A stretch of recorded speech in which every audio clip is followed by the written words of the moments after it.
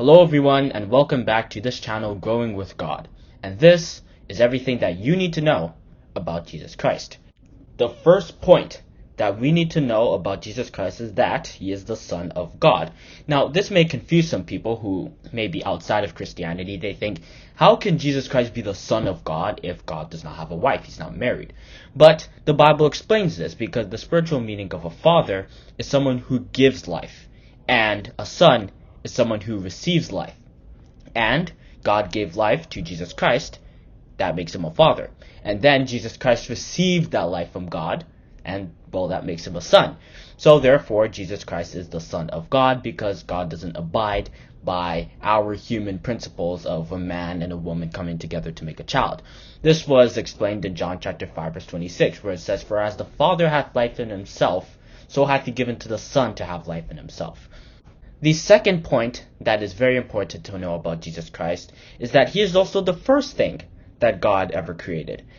We see this in Colossians chapter 1 verses 15 and 16, where it says, "Who is the image of the invisible God, the firstborn of every creature."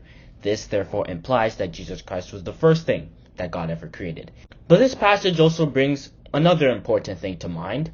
And we can see that once we go down to verses 16 and 17, where it says, "For by him were all things created that are in heaven and that are in earth, visible and invisible, whether they be thrones or dominions or principalities or powers. All things were created by him and for him.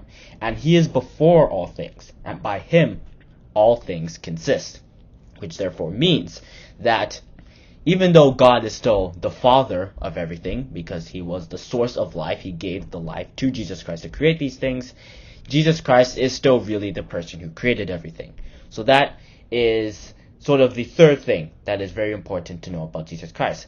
Then the fourth thing that is very important to know about Jesus Christ is his different names and titles. Because even though Jesus Christ came to this earth in the New Testament, he was actually referred to earlier in the Old Testament under different titles. For example, I can just list them all for you.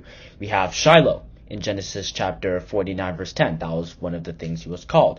Then he was also referred to as Emmanuel in the New Testament in Matthew chapter 1 verse 23. Or how about Michael in Daniel chapter 12 verse 1? Or he was also called the Son of Man in Matthew chapter 12 verse 8, and the Son of Righteousness in Malachi chapter 4 verse 2. There are some others that we could pull out, but these are just some highlights that I found. Then the fifth thing that is very important to know about Jesus Christ is the ransom sacrifice. This is the basis for God's plan for us. So the sin that Adam and Eve committed in the beginning of the book of Genesis caused humanity to plunge down into sin. And since they're the first people, we sort of ended up suffering from their sin, and all of us ended up being sinful. King David realized this, which is why he said in Psalms chapter 51 verse 5, "Behold, I was shapen in iniquity, and in sin did my mother conceive me." So God wanted a solution to this. And he needed some kind of ransom, a person or a living thing to die for the sin. However, it couldn't be one of us, because we're all sinful. That's pretty straightforward. But it also couldn't be an animal. Couldn't be a giraffe, an elephant, an ostrich, a flamingo, because these lives are simply not equivalent. We see this in Deuteronomy chapter 19 verse 21. Eye for eye, tooth for tooth. They have to be the same. So it had to be someone from somewhere else, someone from heaven. And this person volunteered. He was Jesus Christ. He volunteered, as we see in Isaiah chapter 6 verse 8. And he came down to die for our sin. And while he was on this earth, he also used the opportunity to preach to us and teach us more about God and his plan for humanity, as this was also a part of his journey on earth. We see this in Matthew chapter 20 verse 28. "Even as the Son of Man came not to be ministered unto, but to minister, and to give his life a ransom for many." Then, the sixth and final thing that we should know about Jesus Christ is what he is doing now, because Jesus Christ is a spirit, he's immortal, he's not dead, so obviously he's up to something. So what is he up to? Well, he actually has come again. Not in person, but in a spiritual form. This was shown in Revelation chapter 16 verse 15, where it says, "Behold, I come as a thief." A thief is very careful to not be seen, so clearly Jesus Christ is not coming in person, and we're not going to see him. Instead, he is in heaven, but he will just be turning his attention towards us, and that is how he will theoretically come towards the earth. But the fact that he has come right now is kind of a big statement, so I can explain. If we look at Matthew chapter 24, verses 1 to 14, Jesus Christ gave us some signs that would show that he has come to this earth. And if you look at these signs, we see things like wars, rumors of wars, earthquakes in diverse places, and things like this. And if we look at the world around us, we'll actually see that these things are actually fulfilling right now in our time.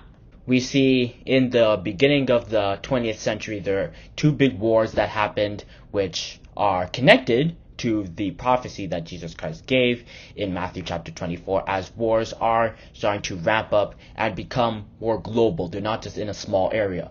But people's attitude to war is also changing, because back in the times of the Bible, people were very excited to serve, and war was a very exciting thing, but now it's not really like that. We see this prophesied in Isaiah chapter 2 verse 4, where it says that they won't learn war anymore. And it also said that they turned their spears into pruning hooks and their swords into plowshares and so on, which also has to do with the fact that they don't want to fight in wars and do not support war. So this shows that Jesus Christ has come again, but what is he exactly coming to do?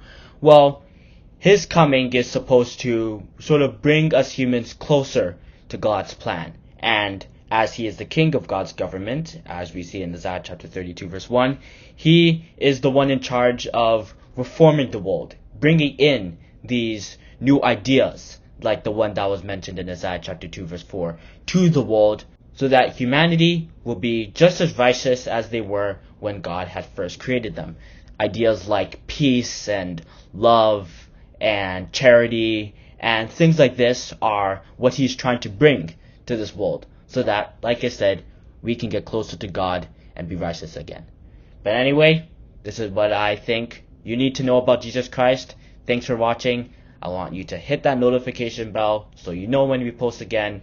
And to grow this community, I want you to hit that like button and the subscribe button. Have a great day.